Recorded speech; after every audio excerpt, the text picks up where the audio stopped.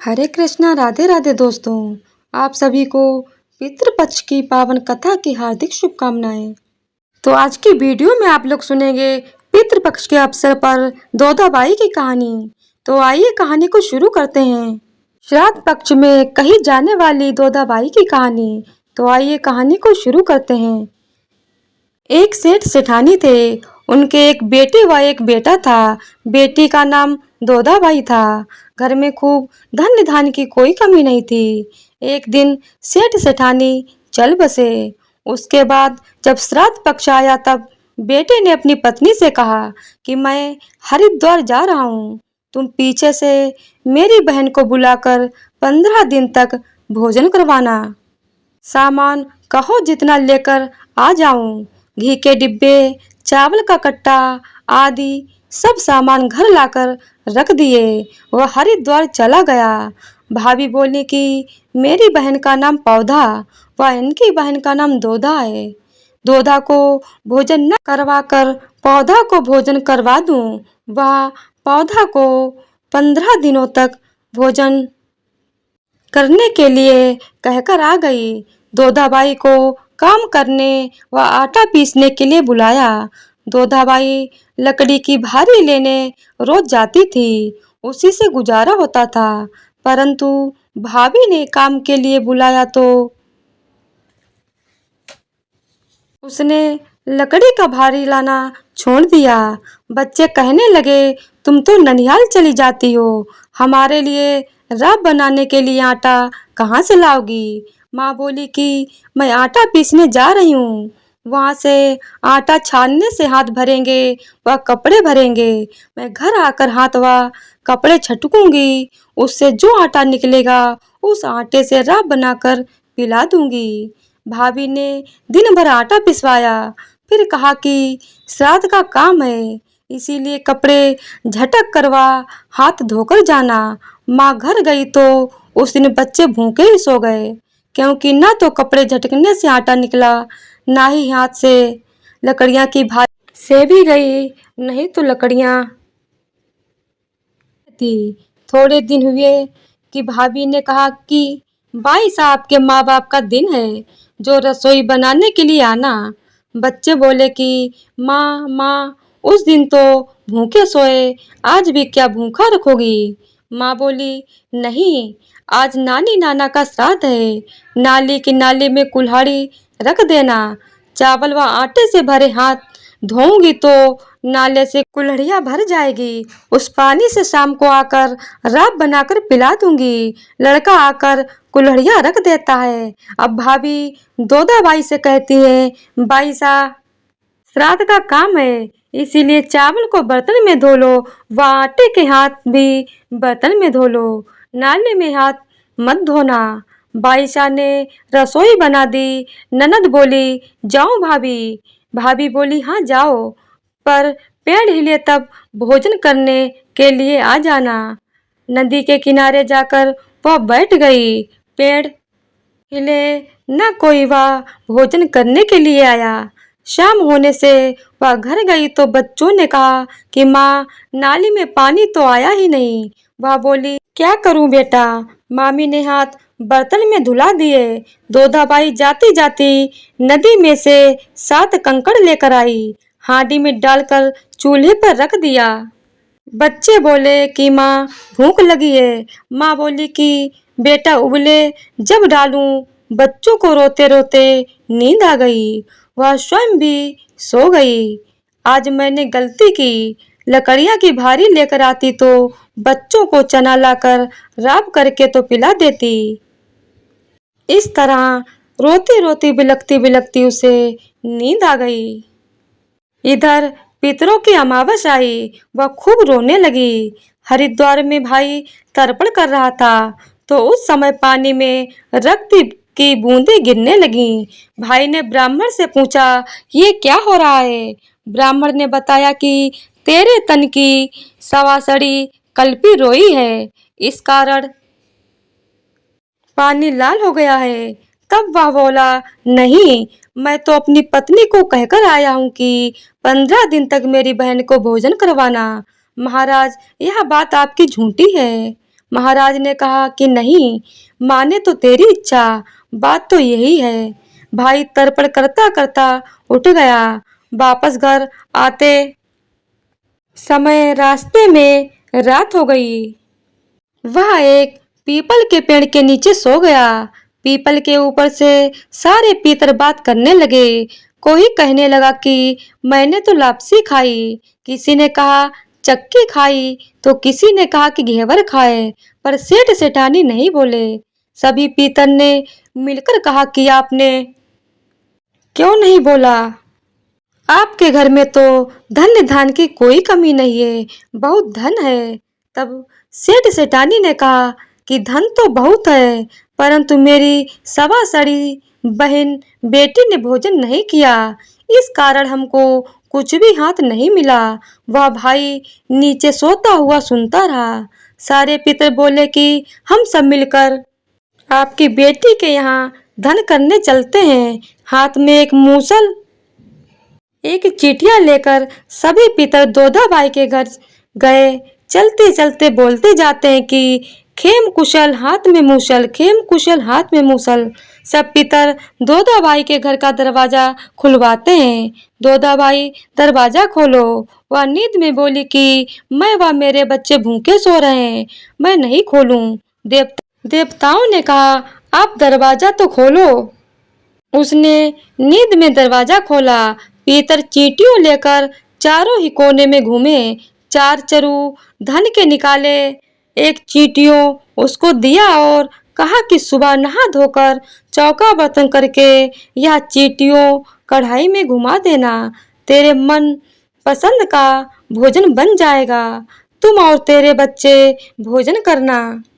पितरों ने कहा कि तुम कल अपने घर में नाना पड़वा श्राद्ध करना और तुम ब्राह्मण भोजन करवाना, तेरे आनंद ही आनंद हो जाएंगे। सुबह दिन उगते ही वह उठी। चारों कोनों में चार चरु धन के भरे पड़े थे। फिर उसने नहा धोकर चौका बर्तन किया। कढ़ाई में चींटियों घुमाया तो 32 सालड़ा व 36 भोजन हो गए। फिर स्वयं व बच्चों ने भोजन किया और मन में सोचा कि पीतर ने कहा कि नान श्राद्ध करना, नान श्राद्ध में पीहर वालों को भोजन करवाना जरूरी है। फिर वह भाई भाभी को भोजन करने का कहने को गई। उधर से उसका भाई भी घर पहुंच गया। दोदाबाई ने भाभी से कहा कि मैं नान श्राद्ध कर रही हूँ, जो मेरे घर आप भोजन करने के लिए आना। भाभी ने कहा कि हाँ आ जाऊंगी, लेकिन मैं अकेली नहीं हूँ, मेरे तो बहुत बड़ा परिवार है। बाई शाह ने कहा कि सभी को लेकर आप जरूर आना नान श्राद्ध के दिन। भाभी से कहा कि चलो खाना खाने चलो। कल तो वह भूख से मर रही थी, लेकिन आज सभी को खाने के लिए न्योता देकर गई है। भोजन नहीं कराएगी तो मेला देखकर तो आएंगे। दोदाबाई को पितरों ने कहा जैसे जैसे चींटियों घुमा दिया, जिससे खूब सारा भोजन बन गया। भाभी के परिवार वालों ने खूब भोजन किया और खूब मौज मस्ती की। वह भोजन करके घर गए। दोदाबाई तो करके साफ सफाई कर खा पी कर सो गईं। दूसरे दिन भाभी के घर से बुलावा आया। बाई साहब आप सभी खाना खाने के लिए आना। दो बाई बच्चों को समझाकर लेकर गईं। ननिहाल में भोजन नहीं करना, जेब से मेवा निकाल कर खाना। बाई साहब खाना खाने के लिए कहे। भाभी ने बाजोट बिछाया, गादी बिछाई, थाली में अच्छा अच्छा भोजन परोसकर लेकर आई। बाई साहब ने कहा कि एक थाली और लाओ भाभी। भाभी बोली कि ज्यादा खाना नहीं परोसा है, इसमें से क्या निकालोगी? बाई साहब आप तो भोजन करो। वह अपने सारे गहने उतार खाली थाली में रखती और कहती है कि भोजन करो मेरे हार, भोजन करो डोरा कंठी, भोजन करो गोकरू चूड़ी, भोजन करो मेरे मेरे पूंजी अंगूठी, भोजन करो। और बच्चे भी अपनी जेब से मेवा निकाल कर खाने लगते हैं। भाभी कहने लगी कि भानुषा पागल हो गई हो क्या, या क्या कर रही हो? ननद बोली कि हाँ भाभी हम पागल हो गए हैं। आपने तो मेरे गहनों को भोजन करने के लिए कहा, हमें भोजन करने के लिए नहीं कहा। वही दिन थे माँ बाप के श्राद्ध पर बर्तन में हाथ धुलाए, आज ये दिन है। भाई सब देख सुन रहा था लेकिन बोला कुछ नहीं। बाई साहब अपने घर गई। पीछे से भाई पत्नी से कहता है कि तेरे पिता के घर में आग लग गई, कुछ न कुछ डाल कर दे। खाने के लिए दाना नहीं है, पहनने के लिए कपड़ा नहीं है, मैं पहुंचा कर आऊं। वह बोली गाड़ी ले जाओ, उसमें सामान भरवा दूं। गेहूं की बोरी रख दी, ऊपर घी की चरी रख दी, गुड़ की भेलियों पर ही कपड़े रख दिए। एक हीरो का कुल्हड़िया भरकर अपने बेटे को दे दिया कि नानी जी को ले जाकर दे देना और किसी को मत देना। गाड़ी लेकर भाई दोदाबाई के घर पहुंच गया। रास्ते में बेटे ने कहा कि पिताजी, यह तो दोदा बुआ का घर आया है, ननिहाल नहीं आया। भाई कहता है कि बहन, मुझे प्यास लगी है, दरवाजा खोलो। बहन ने दरवाजा खोला। भाई गाड़ी में भरा हुआ सामान बहन के घर खाली कर देता है। घी गुड़ के डिब्बे रख दिए। रुपए पैसे का कुल्हड़ा बेटे से छीन कर बहन को दे दिया और बीती बातों के लिए क्षमा मांगी। बेटा भागता हुआ माँ के पास गया, बोला माँ माँ, पिताजी तो गाड़ी नाना के घर नहीं लेकर गए, वह तो दोधा बुआ के घर लेकर गए हैं। यह सुनकर भाभी घर में झाड़ू निकालती हुई छाती कूटने लगी। गेहूं की गाड़ी दोधा की छाती में धम जाए, घी का घड़ा दोधा की छाती में धम जाए, गुड़ की भेली दोधा की छाती में धम जाए। दोधा के भाई ने देखा पर परवाह नहीं की। कुछ दिन बीतने के बाद एक दिन अपने पति से कहती है कि मेरी आंखों में दर्द है, इसीलिए आपके बहन भांजे को लेकर आओ, सफेद ओढ़ाकर लाओ, सिर मुड़वाकर काले हाथ पैर कर गधे पर बैठाकर लाओ, यह मैं देखूंगी तब मेरी आंखें ठीक होंगी। भाई भी कम नहीं था, वह ससुराल जाकर उदास होकर बैठ गया। वहां सभी पूछने लगे कि आज कंवर साहब कैसे आए, वह क्यों उदास हो। जब वह कहता है कि आपकी बेटी की आंखें दर्द हो रही हैं, उसने कहा है कि मेरे भाई व पिता को काला हाथ पैर करके सिर मुड़वाकर सफेद कपड़ा उड़ाकर गधे के ऊपर बैठाकर गाजे बाजे के साथ लाओ। जब आपकी बेटी की आंखें ठीक होंगी। यह सभी तैयार होकर गधे के ऊपर बैठकर गाजे बाजे से रवाना हो गए। गाजे बाजे की आवाज सुनकर वह जल्दी से उठकर बाहर देखने आई तो भाई बोला, देख बंदा कि चेरी, अम्मा तेरी कि मेरी। यह देखकर वह बहुत दुखी हुई पर वह चुप नहीं रही। फिर एक दिन उसने कहा कि मेरे सखी शैली का व्रत है, इसीलिए आप मुझे जंगल से एक डाली ला कर दो। वह डाली लाया तो डाली को चौक में लगाकर पूजा की। फिर बोली कि मैं आपको पूजती हूँ, शाखा शैली आप मर जाओ, सासु दो नंदोली। यह सब देख भाई ने कहा, तेरी तरह मेरा भी उबखटाला का व्रत है। वह दिन भर भूखा रहा, फिर जंगल में से डाली लाया और उसी तरह चौक में लगाकर कहा कि मैं आपको पूजता हूँ, उबखटाला, मरना ससुर 2 साला। उसकी पत्नी बोली, आप मेरे बाप भाई को क्यों मार रहे हो। तब वह गुस्से में लकड़ी लेकर चोटी पकड़कर धमकाता है कि तुम कहती हो कि मेरी बहन को 15 दिन तक श्राद्ध में भोजन करवाया, तुम इतनी झूठी क्यों बोली। मैं सब जानता हूँ। जब मैं वहाँ तर्पण कर रहा था तब पानी रक्त से लाल हो गया, तुमने ऐसा क्यों किया। मेरे सारे पितर भूखे ही रह गए। फिर उसने पांव पकड़कर माफी मांगी, अब ऐसी गलती कभी नहीं करूंगी।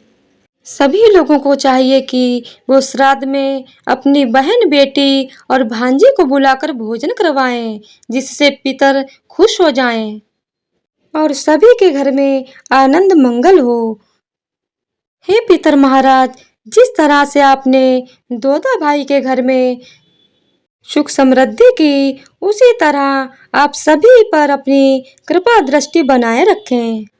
आश्विन माह में पितृपक्ष में पितरों को आशा लगी रहती है कि उनके पुत्र पौत्रादि पिंडदान करें तथा श्राद्ध करें, इसीलिए वे पितृपक्ष में इस पृथ्वी लोक में आते हैं। तो इसी तरह से दोदाबाई की कहानी संपूर्ण होती है। तो आज की वीडियो अगर आप लोगों को पसंद आई हो तो वीडियो को लाइक, शेयर और चैनल को सब्सक्राइब कर दीजिएगा। धन्यवाद।